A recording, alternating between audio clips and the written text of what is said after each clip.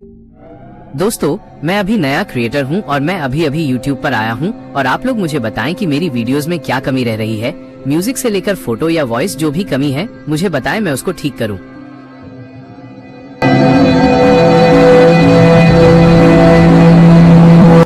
Highway 27 का सन्नाटा, आर्यन की आप बीती। रात के 2 बज रहे थे। नेशनल हाईवे 27 पर सन्नाटा इतना गहरा था कि आर्यन को अपनी ही गाड़ी के टायरों की आवाज डरा रही थी।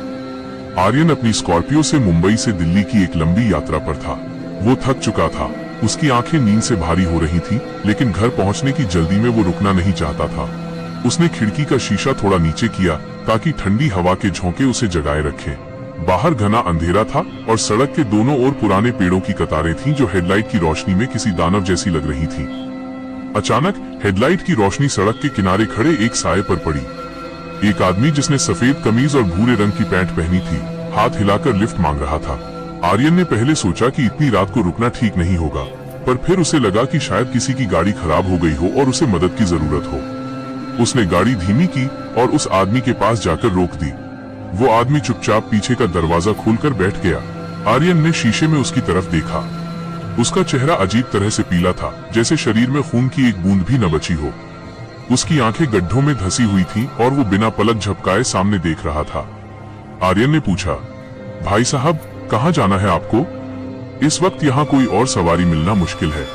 उस आदमी ने कोई जवाब नहीं दिया। उसने बस अपना हाथ उठाया और सीधे रास्ते की ओर इशारा किया। आर्यन को थोड़ा अजीब लगा, पर उसने सोचा कि शायद वो आदमी सदमे में है या बहुत थका हुआ है। जैसे जैसे गाड़ी आगे बढ़ी, आर्यन को महसूस हुआ कि गाड़ी के अंदर की हवा अचानक बहुत ठंडी हो गई है। हीटर चालू होने के बावजूद उसे अपनी हड्डियों में कंपन महसूस होने लगा। साथ ही गाड़ी में एक अजीब सी गंध फैल गई, जैसे पुरानी कब्र की गीली मिट्टी और सड़ी हुई पत्तियों की महक हो। आर्यन ने माहौल को हल्का करने के लिए रेडियो चालू किया, लेकिन रेडियो से सिर्फ अजीब सी चरचराहट और चीखने जैसी आवाजें आने लगी। उसने घबराकर रेडियो बंद कर दिया। उसने फिर से पीछे बैठे मुसाफिर से बात करने की कोशिश की। आप यहाँ क्या कर रहे थे इतनी रात को? आपका घर कहाँ है? इस बार वो आदमी धीरे से बोला। उसकी आवाज इतनी धीमी और थरथराने वाली थी कि आर्यन के रोंगटे खड़े हो गए। उसने कहा, मैं बस घर जा रहा हूँ। बहुत साल हो गए घर गए। आर्यन का दिल जोर जोर से धड़कने लगा। उसने गौर किया कि वो आदमी जब बोल रहा था तो उसके होंठ बिल्कुल नीले पड़ चुके थे। अचानक उस आदमी ने कहा, अगले मोड़ पर गाड़ी रोक देना। सामने एक पुराना बरगद का पेड़ था और उसके पास एक टूटी हुई रेलिंग थी। आर्यन ने जैसे ही ब्रेक मारे, गाड़ी एक झटके के साथ रुकी। उसने पीछे मुड़कर देखा कि वो आदमी उतरा या नहीं, लेकिन पीछे की सीट पूरी तरह खाली थी। दरवाजा बंद था, लॉक लगा हुआ था, लेकिन वो आदमी वहां नहीं था। आर्यन की चीख निकल गई। उसे समझ नहीं आ रहा था कि कोई चलती गाड़ी से बिना दरवाजा खोले कैसे गायब हो सकता है। वो घबराहट में गाड़ी से बाहर निकला और टॉर्च जलाकर इधर उधर देखने लगा। तभी उसकी नजर सड़क के नीचे खाई की तरफ गई। वहां एक पुरानी जंग लगी हुई गाड़ी पड़ी थी जो बरसों पहले किसी हादसे का शिकार हुई होगी। टॉर्च की रोशनी में उसे उस गाड़ी के अंदर एक कंकाल दिखा, जिसने ठीक वैसी ही सफेद कमीज पहनी थी जैसी उस आदमी ने पहनी थी। आर्यन का पूरा शरीर पसीने से भीग गया। वो भागकर अपनी गाड़ी में बैठा और पागलों की तरह एक्सीलेटर दबाया। उसने पीछे मुड़कर नहीं देखा।